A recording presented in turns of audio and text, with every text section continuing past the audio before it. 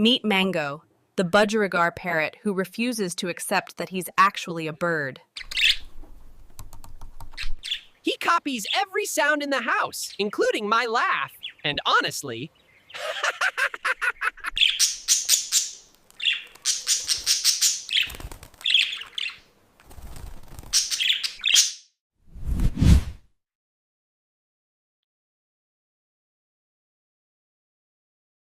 He tries to talk in full sentences, mostly complaining when I leave the room.